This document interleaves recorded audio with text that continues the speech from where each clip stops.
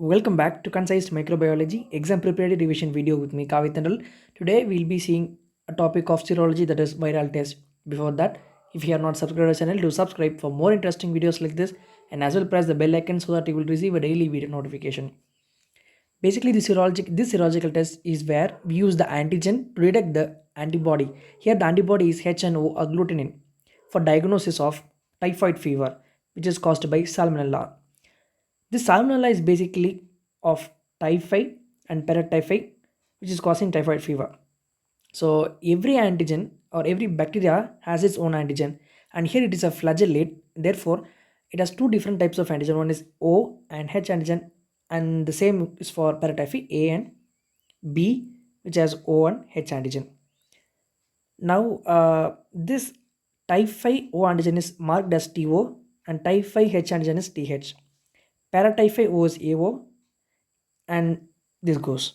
But one important thing, the O antigen of paratyphi and the O antigen of the typhi, similar typhi, will be cross reacting because they have factor 12. And because of this reason, we don't use AO or BO antigen in the reaction. Now, coming to how to extract or prepare the antigen. One important thing we need to know is the O antigen and H antigen. Remember, H for H, on heating, H antigen will be more labile, and the exactly opposite is O antigen will be labile on treating with formaldehyde. Basing this principle, we are preparing the antigen. Coming to H antigen, we know H antigen is only labile to heat, and O antigen is only labile to formaldehyde. Therefore, in order to eliminate O antigen, we are adding formaldehyde, that is 0.1% of formalin, and therefore we get H antigen. Coming to O antigen preparation, here we know O antigen is labile to formaldehyde, so we don't have add formaldehyde in any of these process. Rather, we do heating and alcohol preparation. But how it is done? Now, taking 901 strain Salmonella typhi, which is grown in 1 in 800 phenol agar, then those colonies are scraped in saline, and now first time we are adding the alcohol, no, and adding the colony with the alcohol 20 times its volume. Then we are heating.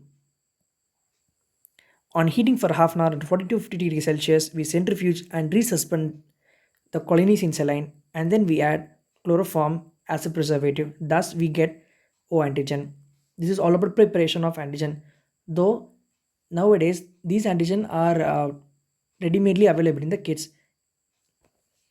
Now coming to the test per se. Now what we do is we take the patient serum and dilute in 1 in 10 dilutions till 1 is to 640. As we dilute, we also add all the antigen. As we add all the antigen, we check for agglutination reaction. And after adding all this antigen, it is kept overnight for 37 degrees Celsius incubation. After that, we see for result. What is the result? Is just agglutination. There can be agglutination of O antigen, H antigen, or no agglutination. O antigen, I remember like O, it is a complete circle. So whatever is present inside should be more congested like this. No, there's no space. So people there will be smaller in size. So it is granular and compact and disc-like. In H antigen, I remember like again when we are sneezing, H. So what happens is we are giving large droplets, and they are loose and they are fluffy. So remember the same. H antigen are large, loose, fluffy clumps. But in both the cases, there is clear supernatant fluid. If there is no agglutination, then there will be button formation, and the supernatant will be more hazy as you see here. Now coming to significant titer. Although there is agglutination, we need to see for which titer it is agglutinating nicely. The significant titer we need to rely upon is for H antigen it is more than 200, for O and agglutinin, I'm sorry, for H agglutinin it is more than 200, and O agglutinin is more than 100. Viral test being positive does not mean that the person is always having typhoid. There can be also false positive and false negative reaction. False positive can be occurring in case of the person is having transient decrease in titers, that is for unrelated infection he will be having the antibody antigen, and this antibody can react like malaria or dengue. This is called as amnestic response. Sometimes the person can be also be vaccinated for typhoid, that is TAB vaccine. In these two cases there will be false positive test and viral. For false negative test, then the person can earlier or in the late stage he will present with typhoid. That test also can be false negative. And next is for carriers, viral test will be false negative, and it could be of even a prozone phenomenon. Now coming to interpretation, one important thing we need to know is on based on H antigen we need to interpret. Remember, because H antigen is serotype specific.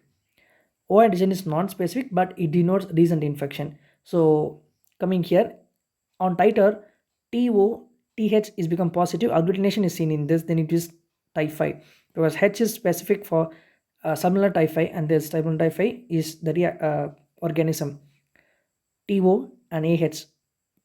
So it is paratyphi A, BH, paratyphi B, and TO. There's no H antigen. So it does says that TO is recent infection. There's recent salmonellosis. It could be either paratyphi or typhi. TH says there is recovery state or even an amnestic response. TH, AH, BH. All of these says that the person could have been vaccinated with TAB typhoid vaccine earlier. And these are all the reactions we have seen. One important thing I want you to note is, see here the clump. It is a compact, granular, disc-like clump, and here it is large, fluffy, loosely packed agglutinin. So from these two, we can infer the reaction that this is like O. So it is like O antigen, and here it is H antigen. So this being the positive reaction. Here in negative reaction, you could see there is a large button-like formation. It is both these two, and as well the supernatant is very hazy. Thank you so much for your patient listening.